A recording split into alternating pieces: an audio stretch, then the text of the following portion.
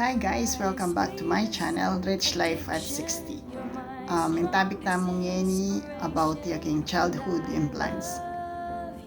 Nung familiar kayo kareni, medyo jargons la pero metong example kareni itang lagi da sasabihan na ken Tagalog kapag maiksi ang kumot matutong mamaluktot ada.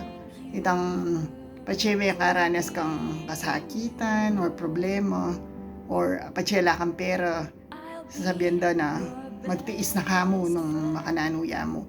Ang gaya ka rin ng sweldo mo, ita mo yung gastusan mo, hangga kamo ka rin makanita.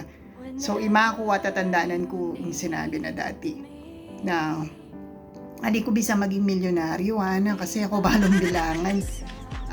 Kasakit na yata ang bilangan ding 1 milyon mga nanlakarakal data, sabi ng mga. So tinataktigisip ko na sabi ko, ay siguro piniyak sa akin siguro ang bilangan ding 1 milyon kasi karakalda.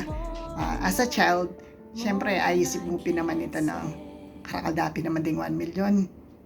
Anyway, but lagi na pang sasabihan kaya katamo na mag-aaral kang masalese kasi potang mayayari kang may-aral, makapag-obra kang masalese, masanti ka sweldo, sabi da.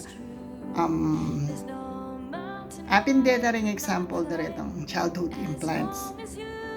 Ikayo, nanula rin tatandanan yung childhood implants na sasambihan da kaya kayo rin pingaryo na wherein dapat alida laman sabihan kaya katamo kasi bala mo pipigilan da itang capacity tamo na mag-grow or mag-desire na maging makwalta o di naman mo totally makwalta itang aman dapin komportabling di na anti mo itang sasabihan lang kapag maiksi ang bumot matutong mamaloktot ngini through my experiences adi naman kailangan matutong mamaloktot sabi dapin diba na pwede na kaman mag-add another source of income, extra income, or sideline, side hustle, makanta na bang kanita.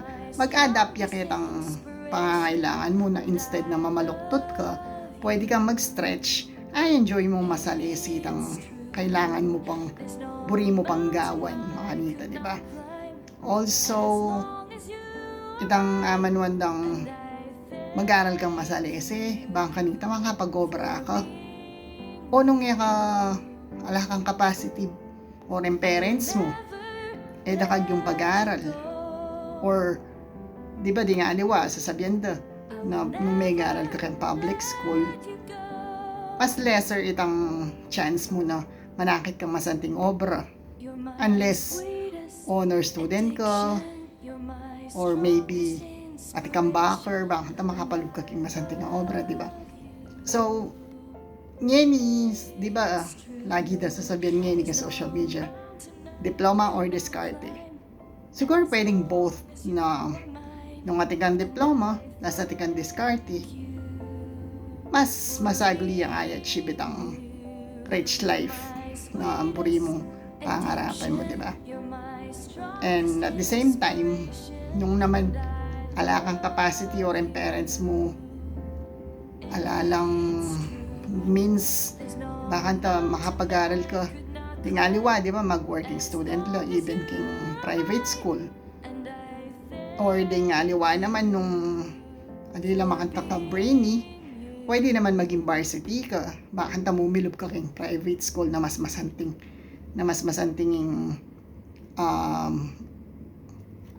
pag-aralan mo compare king ali ko po magkaing public school, pero syempre compare mo naman yung way of teachings in public school ang po kayong private school, mas masanting siguro, mas advanced yung king private school.